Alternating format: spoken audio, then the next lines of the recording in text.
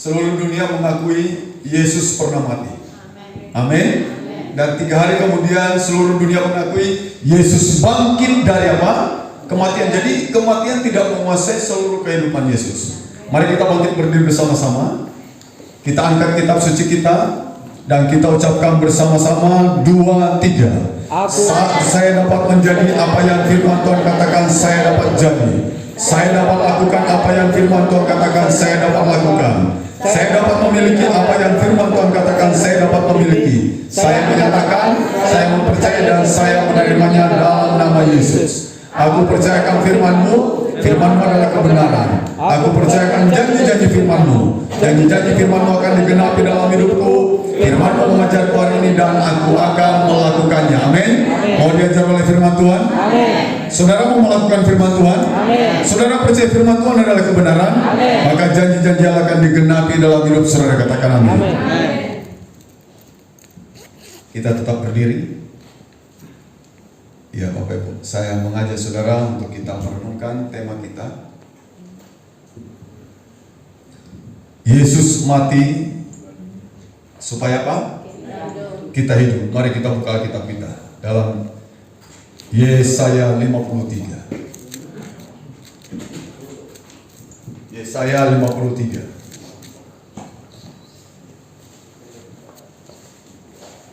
Yesaya 53 ayat yang keempat, kita baca ayat 4 dulu ya. Yesaya 53 ayat yang keempat, mari kita ucapkan bersama-sama 2, 3. Tetapi sesungguhnya penyakit kita yang ditanggungnya dan kesengsaraan kita yang dipikulnya. Padahal kita mengira dia kena tulah, dipukul dan ditindas Allah. Ayat 5. Tetapi dia terkekang oleh dia dilupakan oleh karena kejahatan kita, dan jalan yang mendatangkan keselamatan bagi kita ditimpakan kepadanya, dan oleh bibir-bibirnya kita menjadi sembuh. Amin. Silakan dulu Bapak Ibu. Ya, saudara perhatikan pada ayat yang keempat ini.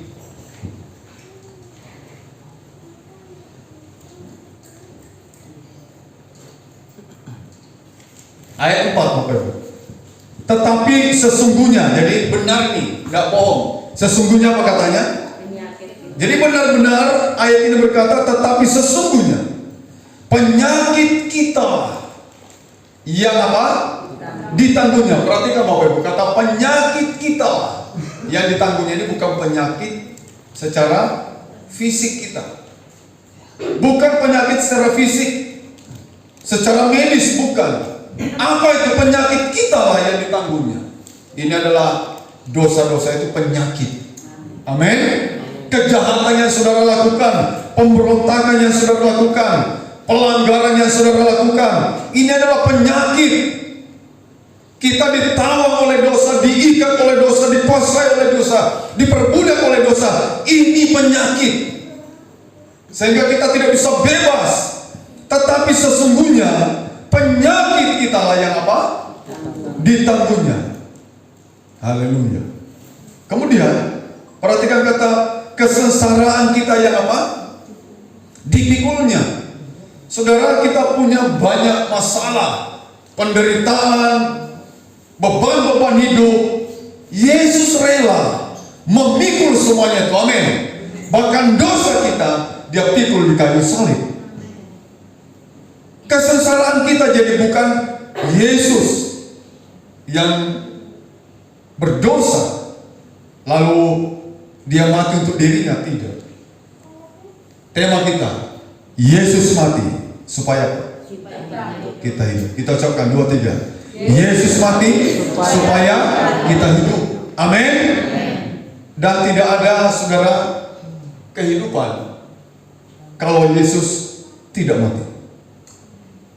Dia harus mati dulu, baru saudara dan saya apa? Hidup. Ayat 5. Ayat 5 berkata begini. Perhatikan kata pemberontakan kita. Tetapi dia tertikam oleh karena apa? Nah, siapa yang memberontak? Kita. Waktu kita melanggar perintah Tuhan, kita tidak taat kepada Tuhan, itu sama kita berontak kepada Tuhan. Dia tertikam, Yesus tertikam. Karena apa katanya? Pemberontakan kita. Jadi diam-diam kita ini suka apa? Berontak. Waktu kita tidak taat kepada Tuhan, dia berontak. Ya, kita berontak itu sama dengan kita berontak kepada dia. Kemudian perhatikan kata kejahatan kita. Dia diremukkan oleh karena apa? Yang jahat siapa? Kita lagi. Yang melanggar kita, yang sakit kita, yang memberontak kita, yang bikin kejahatan kita, sampai dia diremukkan. Untuk apa Bapak Ibu? Ini supaya kita dapat apa ini? Keselamatan. Supaya kita dapat keselamatan, yang harusnya kita yang menerima semuanya itu. Kita yang ditikam, kita yang diremukkan, tetapi Tuhan mengambil alih semuanya itu. Katakan amin. Bisa beri kemuliaan bagi Tuhan kita. Dia rela Bapak Ibu, tidak ada orang seperti Yesus yang mau memberikan dirinya seperti ini. Tidak ada. Tidak ada. Dia tidak peduli lagi siapa dirinya. Saudara tahu, dia Allah yang maha tinggi, Mesias yang diurapi Tuhan. Dia dari surga datang ke dunia menjadi hina. Dia tidak peduli lagi itu statusnya sebagai Allah yang mulia. Dia datang ke dunia menjadi hina, dipermalukan, diolok-olok. Dia tidak peduli. Dia tidak peduli kakinya dipaku di kayu salib. Dia tidak peduli tangannya dipaku di kayu salib. Dia tidak peduli lambungnya ditombak. Dia tidak peduli kepalanya ditancap ke mahkota duri. Dia tidak peduli semuanya itu. Supaya saudara apa? Hidup. Amin. Dia mati supaya kita hidup. Jadi jangan mau mati lagi, amin. Amin. Kita akan mempunyai hidup yang sesungguhnya. Soal hidup yang benar-benar, hidup yang kekal dalam kemuliaan. Haleluya. Kematian Yesus itu bukan kematian orang pada umumnya, Bapak Ibu. Jadi beda dengan kematian orang pada umumnya. Kematian Yesus merupakan peristiwa yang sangat apa? Memilukan. Peristiwa yang sangat tragis. Peristiwa yang sangat kejam. Dan peristiwa yang sangat tidak adil. Coba tadi kita baca itu 53, Yesaya 53 ayat 4 ayat 5. Siapa yang memberontak? Siapa yang melanggar? Ya, siapa yang berbuat jahat? Kita kan? Amin. Ini peristiwa yang memilukan Bapak Ibu, peristiwa yang tragis, peristiwa yang sangat kejam dan tidak adil. Semua ditimpakan kepadanya. Padahal karena kejahatan kita, karena dosa kita, maka dia yang mati bagi kita. Haleluya. Tidak ada orang seperti ini. Ini bukan kematian yang sama dengan orang lain, tidak. Ini kematian yang hebat, luar biasa, karena dia mati supaya saudara hidup. Amin. Tidak ada orang kayak gitu, saudara. Nabi siapapun ketika dia mati ada orang hidup, tidak. Tidak ada yang berani menjamin saya mati untuk kamu biar kamu hidup. Tidak ada. Hanya satu-satunya Yesus Kristus namanya. Amen. Yang merelakan dirinya tadi itu, diolok-olok, dipukuli, dipermalukan, dia tidak peduli semuanya. Ya, dia biarkan tubuhnya disiksa dengan cambuk yang berduri. Dia biarkan kepalanya ditancapkan mahkota yang berduri. Dipaksakan masuk di mahkota ini di kepalanya. Dan pasti merusak bagian kepala ini. Sampai Yesaya kalau saudara baca tadi 53, orang tidak mengenal lagi. Orang tidak tahu siapa itu yang digantung di kayu salib karena darah bercucuran. Luka-luka di seluruh tubuhnya itu. Coba saudara kalau nonton kemarin ada Armando waktu dihajar babak belur itu ya, beda waktu masih wajahnya apa? Belum babak belur. Apalagi seperti Yesus yang mengalami luar biasa. Dan dia tanggung penderitaan itu, saudara.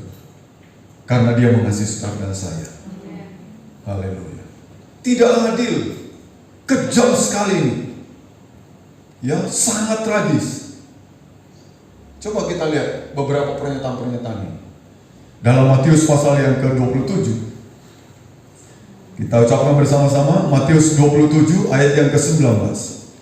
Mari kita ucapkan bersama 2, 3. Ketika Pilatus sedang duduk di kursi pengadilan, istrinya mengirim pesan kepadanya, "Jangan engkau mencampuri perkara orang benar itu, sebab karena dia aku sangat menderita dalam mimpi tadi malam." Perhatikan kata jangan engkau mencampuri perkara siapa? Yesus itu salah atau benar? Halo? Dia orang benar. Ia mengatakan ini istrinya siapa? Pilatus. Dia datang kepada suaminya. Dia berkata, "Jangan engkau mencampuri perkara orang benar itu." Jadi keluar dari mulutnya bahwa Yesus itu adalah orang yang benar. Adil tidak orang benar dihukum. Kejam tidak orang benar dihukum. Tragis tidak orang benar dihukum. Memilukan tidak orang benar dihukum. Dan itulah Yesus. Kalau penjahat yang lain tadi itu, ini wajar. Mereka memang pembuat apa? Kejahatan. Sama di negara kita ya. Ada yang dihukum mati, seumur hidup. Ya karena kejahatan, tapi adil tidak. Kalau ada orang benar, dia dihukum mati.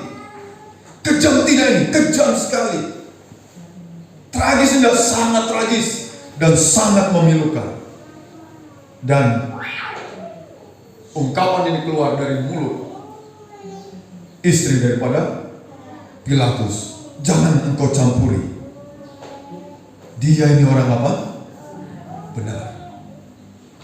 Dia ini orang benar. Haleluya. Lihat lagi pernyataan yang lain, saudara. Dalam Matius 27 ayat 22 sampai 23. Mari kita ucapkan bersama-sama. 2, 3. Kata Pilatus kepada mereka, "Jika begitu, apakah yang harus kuperbuat dengan Yesus yang disebut Kristus?" Mereka semua berseru apa? "Ia harus disalibkan." Katanya, "Tetapi kejahatan apakah yang telah dilakukannya?" Namun mereka semakin keras berteriak, "Ia harus disalibkan." Perhatikan saudara kata ini. Tetapi kejahatan apakah yang telah dilakukannya? Pilatus tidak mendapatkan kejahatan satupun untuk Yesus dihukum mati. Dia tidak mendapatkan. Benar kata istrinya, dia ini orang apa? Benar. Pilatus cek, dia tidak dapat untuk mempersalahkan dia supaya dia dihukum mati. Dia tidak menemukan kesalahan. Dan dia berkata kepada orang Yahudi dengan penuh kedengkian, penuh kebencian, yang berteriak, "Salibkan dia." Dia bilang kepada orang Yahudi, "Saya tidak menemukan kejahatan. Kejahatan apa yang aku dapatkan dari dia? Harus diapakan orang ini?" Perayaan Paskah biasanya harus ada yang apa? Dibebaskan. Mereka teriak siapa? Bebaskan siapa? Siapa Barabas? Ini orang jahat. Malah yang dibebaskan orang jahat. Dan yang dihukum orang benar. Tragis tidak? Tragis. Memilukan tidak? Memilukan. Kejam tidak? Kejam. Tidak adil? Tidak adil. Tapi Yesus, ketika dia adil begitu, dia diam aja. Pilatus bilang, banyak tuduhan tuh. Coba kamu jawab, hei raja orang Yahudi.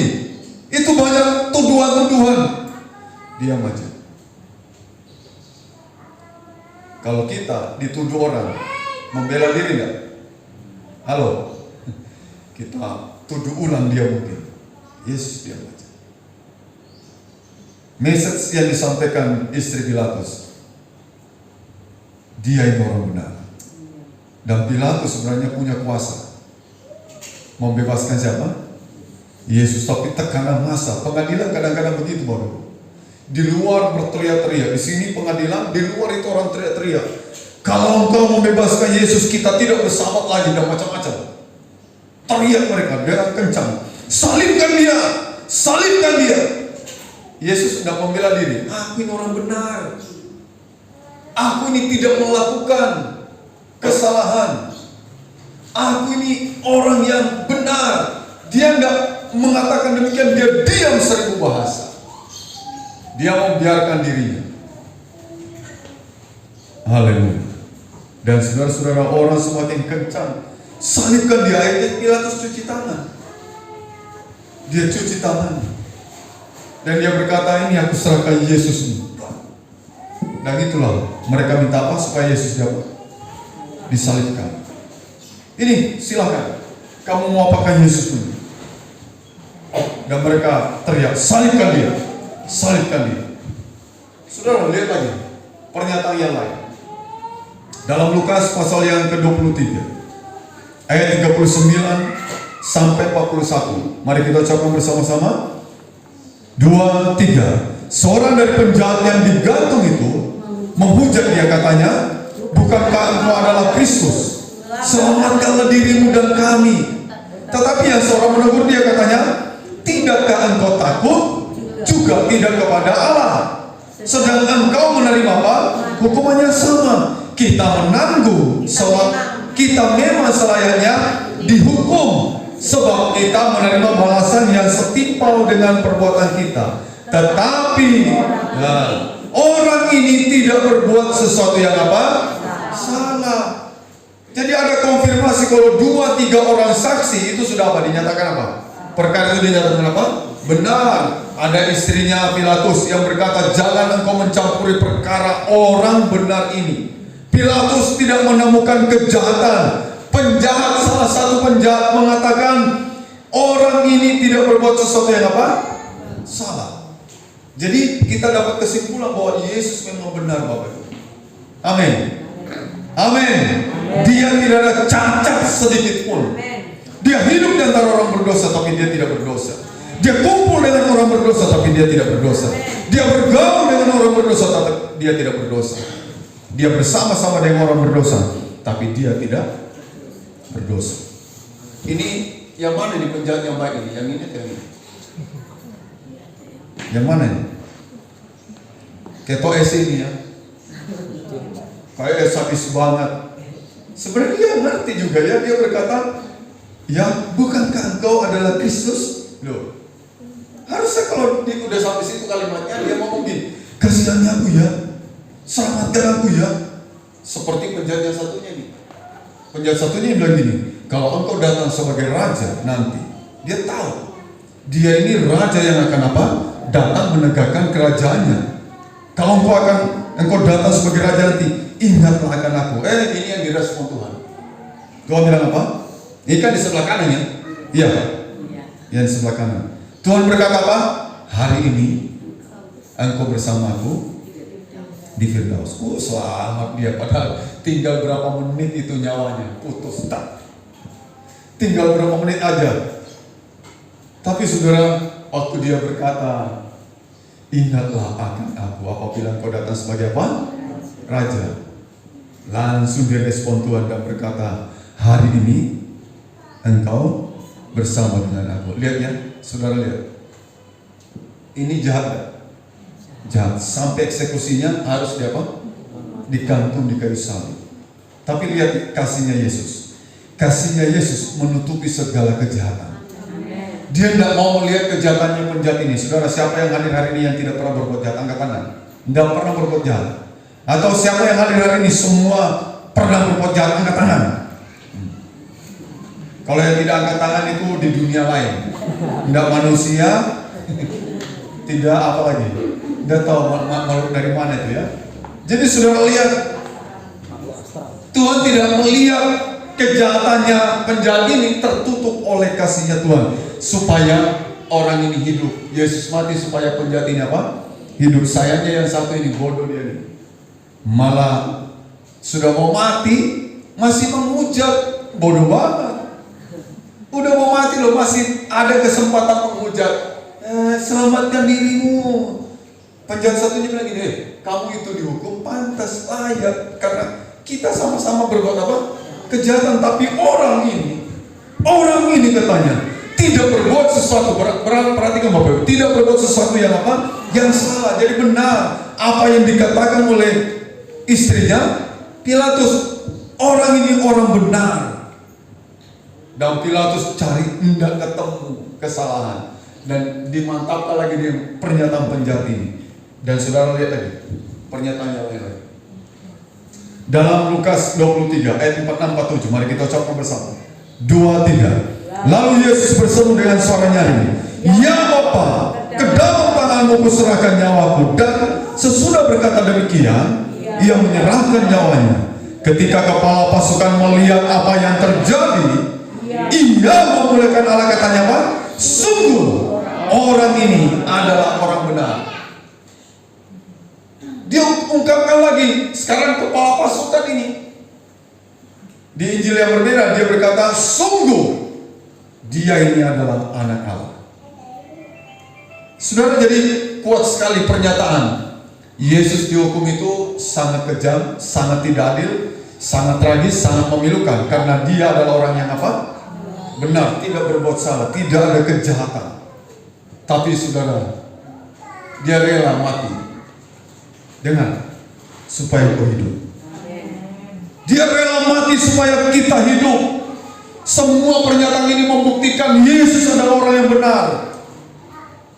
Tapi dia biarkan dirinya, dia bisa naik banding, melawan. Dia minta, mana bukti kalau saya ini bersalah? Tunjukkan bukti-bukti itu. Dia bisa membela diri. Tapi dia tidak lakukan karena dia tahu kalau sampai dia tidak mati, saudara tetap dalam kondisi yang apa? Mati. Tidak akan hidup. Kita akan tetap mati. 2 Korintus pasal yang kelima. 2 Korintus pasal 5 ayat 21.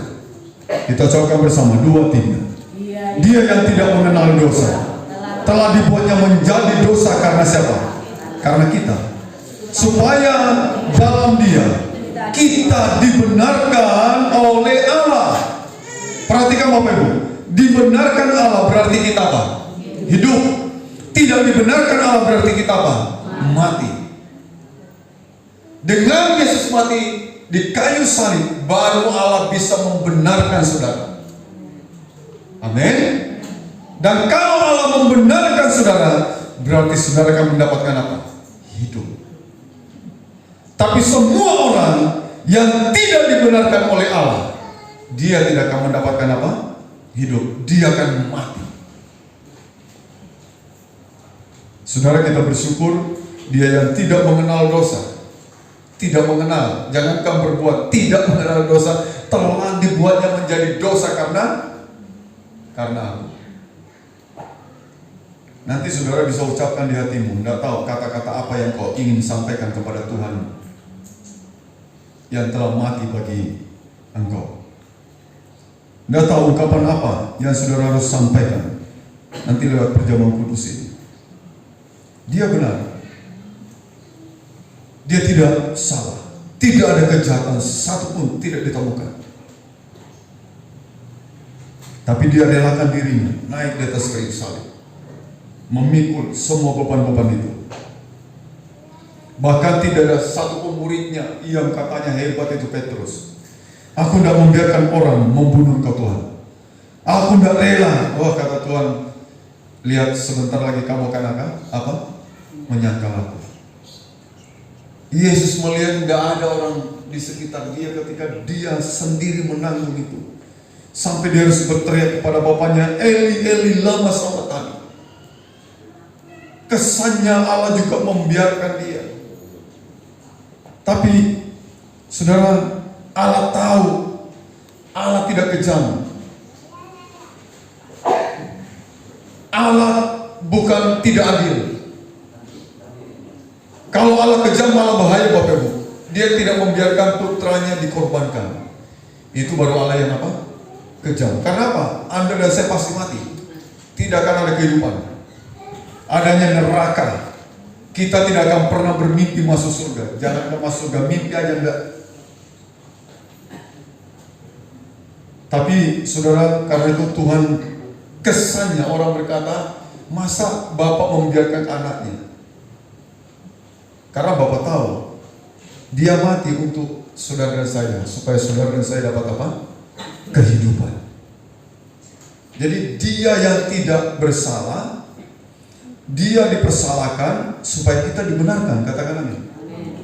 Iya, dia dipersalahkan supaya saudara dan saya dibenarkan. Dan kalau saudara dan saya dibenarkan, maka kita memperoleh apa? Kehidupan. Barulah namanya kita hidup. Kita hidup. Hari ini kita bisa beribadah. Kalau tidak ada pengorbanan Yesus di kayu salib, tidak mungkin kita bisa beribadah kepada Tuhan. Dengar Bapak Ibu. Saya sudah sampaikan ya. Tidak mungkin saudara bisa beribadah kepada Tuhan kalau tidak ada kematian Yesus. Karena kematiannya dia bawa darahnya. Dia belah itu, tabir itu terbelah dua. Sehingga saudara dan saya bebas datang kepada Tuhan. Kalau dulu imam besar aja yang bisa datang kepada Tuhan. Sekali setahun aja. Tapi Yesus mati, dia bawa darahnya. Dan hari itulah, dengan penuh keberanian, saudara dan saya berani menghampiri Tuhan. Dulu orang takut menghampiri Tuhan, karena kalau dia tidak kudus, mati dia. Tuhan datang di gunung. Gunung apa itu? Mau bertemu dengan Musa. Gunung Horeb, Sinai. Dia bilang jangan, tidak ada orang boleh dekat-dekat. Jangan kau mendaki ke gunung, dekat-dekat aja, jangan, nanti mati. Hanya Musa saja yang naik ke atas gunung. Aku ingin bertemu dengan dia. Tapi saudara, dari Yesus dia bawa datang kepada Bapaknya. Bapak, ini darahku. Bukan lagi darah hewan, bukan lagi darah binatang, tapi darahku sendiri, supaya umatmu ini bisa beribadah kepadamu. Amin. Dan mereka memuliakan namamu. Anda tahu kenapa Yesus lakukan semuanya itu? Ini loh. Mari kita berdiri bersama. Saya tidak bisa seperti Tuhan Yesus. Hanya ada satu gembala yang baik. Gembala di dunia ini tidak baik. Saya padahal gembala ini ya. Dan saya berkata gembala di dunia ini tidak baik. Kalau ada gembala yang baik, harus seperti Tuhan Yesus. Mari kita ucapkan bersama-sama. 2, 3. Akulah gembala yang baik. Gembala yang baik memberikan apa? Nyawanya bagi siapa? Bagi domba-dombanya. Saya bukan gembala yang baik. Kalau ada pendeta berkata saya gembala yang baik, dia harus naik di atas kayu salib, berikan nyawanya untuk siapa? Domba-dombanya. Saya bukan gembala yang baik. Saya bukan gembala yang baik. Tapi gembala yang baik itu hanya siapa? Dia berikan apa? Supaya saudara apa? Hidup. Dia berikan nyawanya supaya kita hidup. Tuhan memberkati kita. Haleluya.